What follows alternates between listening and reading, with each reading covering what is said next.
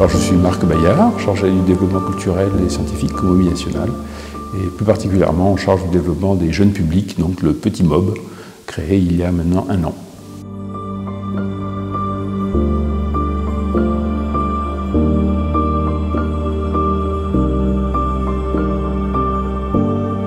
Alors, ma mission, c'est d'essayer de faire mieux connaître cette prestigieuse et très vieille institution, mais pourtant très jeune. Très vieille parce qu'elle a 4 siècles d'histoire, et très jeune parce qu'on ne fait que du contemporain, que de la création contemporaine depuis 4 siècles. Et donc c'était une manière, en venant ici, de mieux faire connaître des missions de transversalité auprès de tous les types de publics, jeunes, moins jeunes, spécialisés, non spécialisés, de tout ce que l'on fait dans cette maison. Mon expérience me faisait penser qu'il n'y avait pas un seul public, il y a des publics. Donc il y avait quand on mène une politique des publics, c'est vraiment par soit tranche d'âge, soit tranche sociologique.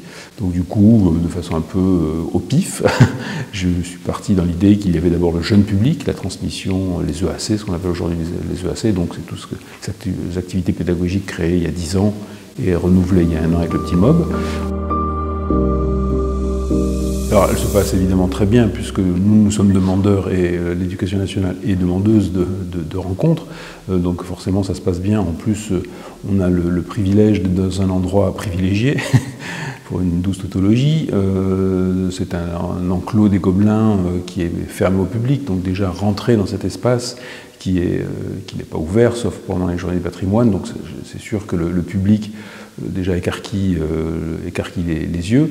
En plus, ce que l'on offre à la visite, ce qu'on offre comme déambulation, c'est un lieu de vie, ce n'est pas un musée, ce n'est pas un lieu où on déambule dans des collections, on déambule dans des espaces à vivre et des espaces de travail où on continue à produire des œuvres d'art qui sont des tapis, des tapisseries, du mobilier.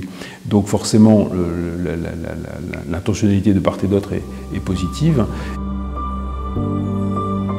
C'est parti d'une hypothèse il y a de très nombreuses années, un constat d'une hypothèse. Le constat, c'est qu'il fallait transmettre nos savoir-faire, et nos savoir-faire, il y en a plusieurs, il y a plus de 40 métiers au Mobilier National, mais il y en a un qui est particulièrement connu, c'est les Gobelins, et c'est la tapisserie. Donc on est parti de l'idée qu'il fallait essentiellement transmettre ce geste autour de la tapisserie. Et l'autre est un constat, qui a été fait avec plusieurs, c'est que dans les musées, dans les lieux de savoir et de culture, le langage n'est pas nécessairement partagé, d'abord par les tranches d'âge. Un enfant de 6 ans n'a pas forcément la même culture et la même connaissance qu'un adolescent de 15 ans, c'est normal, mais aussi selon les milieux sociaux, on n'a pas toujours les mêmes référents culturels et les mêmes référents historiques. Donc en partant de ça, on s'est dit qu'il serait intéressant d'appuyer sur un autre levier. En gros, c'est passer du sensible au sensé, c'est partir de l'objet en train d'être réalisé pour expliquer petit à petit ce que c'est donc une tapisserie, donc partir du petit métier à tisser, du geste primordial de la tapisserie pour monter un peu plus dans la chronologie, si on peut dire, pour aller jusqu'à la tapisserie. Et qu'est-ce qu'une tapisserie? Et la question qui se pose souvent, et que la plupart des jeunes posent, c'est combien ça coûte? Et c'est très intéressant, d'abord parce qu'on leur répond qu'on n'a pas de prix, on ne vend pas, donc ça déjà ils sont un peu abasourdis. Ensuite, on leur fait comprendre que ça n'a pas de prix, pour quelle raison?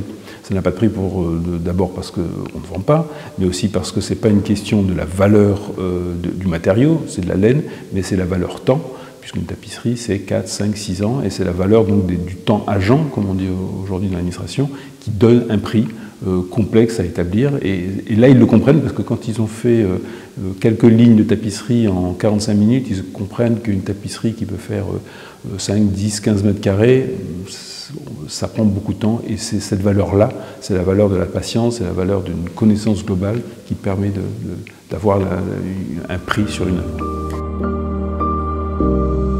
Et mes plus grandes émotions, ça a été les primo-arrivants, ce qu'on appelle les primo-arrivants, des adolescents venant d'Afrique ou du Moyen-Orient, qu'il a fallu vraiment arracher des métiers, parce qu'ils retrouvaient une culture du textile, du doigté, de l'émotion de la laine. Et ça, en fait, c'est une médiation et qui est extrêmement forte de toucher les sens. Ça permet de déclencher une connaissance, et surtout on leur dit bien que l'erreur est normale. Ne pas savoir, c'est normal. On leur apprend à se dire, ben non, je ne sais pas, et je vais prendre la patience de petit à petit à rendre compte, à toucher une matière. Et figurez-vous que pendant 45 minutes, ils ne touchent pas leur téléphone portable.